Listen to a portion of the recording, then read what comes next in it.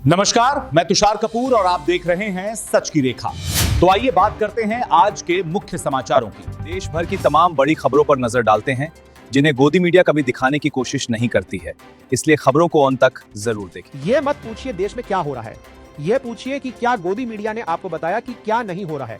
जहां असली सवाल खोदकर दफन कर दिए जाते हैं, वहां एक नया तमाशा रोज उगता है और गोदी मीडिया उसे आरती की थाली में परोस देता है। दोस्तों, एक कहावत है, नाव किनारे आकर डूबे तो गम नहीं होता। गम तो तब होता है जब मल्लाही नाव में छेद कर जाए। अब इस कहावत को याद रखिएगा, क्योंकि जो आज हुआ है वो उसी की मिसाल है। जब देश के उपराष्ट्रपति जाते जाते प्रधानमंत्री का काम तमाम कर जाएं और गोदी मीडिया इसे चाय में बिस्किट डुबो कर घटक जाए, तब समझिए कुछ पक रहा है। क्या आपने वो खबर देखी? नहीं देखी। टीवी पर तो इन दिनों बस जश्न विकास की तानपुरियां बज रही हैं, पर असली सुर फूटा है संसद भवन के भीतर और यह सुर बड़ा बेसुरा है, क्योंकि उपराष्ट्रपति धनखड़ ने ऐसी बात कह दी है जिसे गोदी मीडिया अब तक कुशन के नीचे छुपा रही है। वह पन्ना जिसे टीवी एंकरों ने फाड़कर रद्दी में बेच दिया। और देखते हैं आखिर उपराष्ट्रपति ने ऐसा क्या कह दिया जिससे प्रधानमंत्री मोदी की कुर्सी के नीचे की कीलें हिलने लगी। पूरी कहानी हम आपको इस वीडियो में विस्तार से बताएंगे, लेकिन उससे पहले एक विनम्र अनुरोध है। अगर आप चाहते हैं कि सच की आवाज दबे नहीं और सवाल पूछने की परंपरा जिंदा रहे, तो इस वीडियो को लाइक कीजिए, अपने दोस्तों और परिवार के साथ शेयर कीजिए और चैनल को सब्सक्राइब करना ना भूलें। और हाँ, कमेंट करके जरूर बताइए कि आप इस वीडियो को भारत के किस शहर या राज्य से देख रहे हैं। आपका एक एक कमेंट इस लोकतांत्रिक संवाद को मजबूती देता है। जी हां दोस्तों, आपने बिल्कुल सही सुना। अगर धनखड़ कुछ दिन और उपराष्ट्रपति बने रहते तो शायद मोदी की कुर्सी ही खतरे में पड़ जाती। इस बात की भनक खुद प्रधानमंत्री मोदी को लग गई थी। यही वजह है कि पीएम मोदी ने उपराष्ट्रपति से जबरन इस्तीफा दिलवा लिया। लेकिन दोस्तों, जो काम धनखड़ करना चाहते थे वह काम करके ही वे गए हैं। यह खबर सुनकर शायद आपकी आंखों में आंसू आ गए होंगे और दिल में गुस्सा भी भर आया होगा, है ना? अब हम इस खबर का पोस्टमार्टम करते हैं, शुरू से लेकर अंत तक हर परत को खोलते हैं। अब दोस्तों, असली खबर यह है कि पिछले कुछ महीनों से उपराष्ट्रपति रहे जगदीप धनखड़ अपने सरकारी बंगले में देश के बड़े बड़े विपक्षी नेताओं को बुला रहे थे। उनके साथ से कमरे में गुप्त बैठकों का आयोजन हो रहा था और इत्तेफाक से इन बैठकों की जानकारियां गुजरात लॉबी यानी मोदी और अमित शाह तक पहुंच रही थी।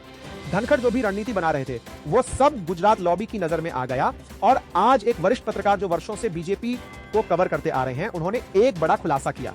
उन्होंने बताया कि अपने सरकारी आवास पर धनखड़ साहब ने विपक्ष के एक बड़े नेता से कहा था, मैं मीटिंग अरेंज कर देता हूं और उन्हें समझाइए कि वह मोदी सरकार से समर्थन वापस ले लें।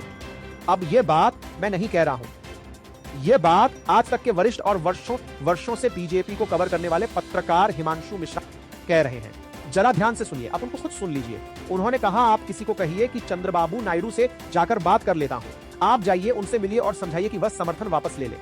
अब जाहिर है नायडू की बात इसलिए हुई क्योंकि पिछले कुछ महीनों से चंद्रबाबू नायडू भी मोदी सरकार से खासे नाराज दिखाई दे रहे हैं, जिनकी बैसाखियों पर आज मोदी सरकार टिकी हुई है। पार्लियामेंट में सीटों के बंटवारे को लेकर उन्होंने खुलकर नाराजगी जताई।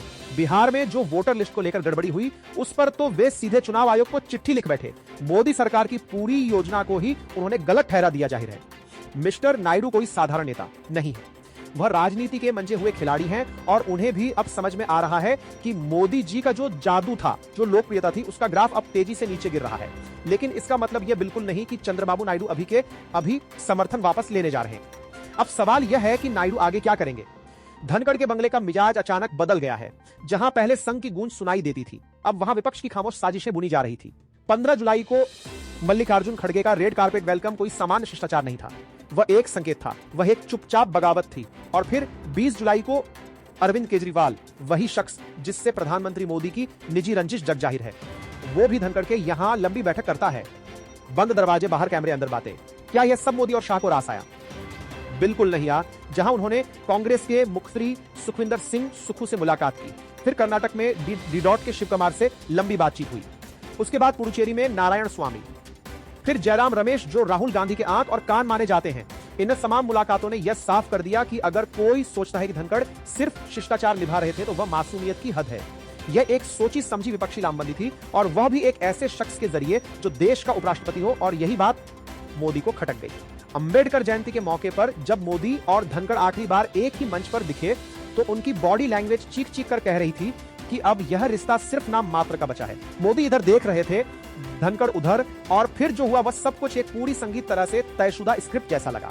अब तो आलम यह है कि कोई कैबिनेट मंत्री भी धनखड़ से मिलने नहीं जाता, और जब कांग्रेस ने जस्टिस वर्मा के खिलाफ इंपीचमेंट नोटिस दिया, मोदी को यकीन हो गया था कि अब यह आदमी नियंत्रण में नहीं रहा। वही उपराष्ट्रपति जो कभी उनका मुरीद था, अब उनका सबसे असहज पड़ोसी बन गया है। तुरंत राजनाथ सिंह के आवास पर एक आपात बैठक बुलाई जाती है। बीजेपी सांसदों का हुजूम इकट्ठा होता है और वहीं पर प्लान बनता है, या तो इस्तीफा दो या हटाए जाओ। धनखड़ को भी बात समझ आ गई। वो बिना अपॉइंटमेंट सीधे राष्ट्रपति भवन पहुंच जाते हैं, बीमारी का बहाना बनाते हैं और इस्तीफा थमाते हैं। लेकिन कहानी यहीं खत्म नहीं होती।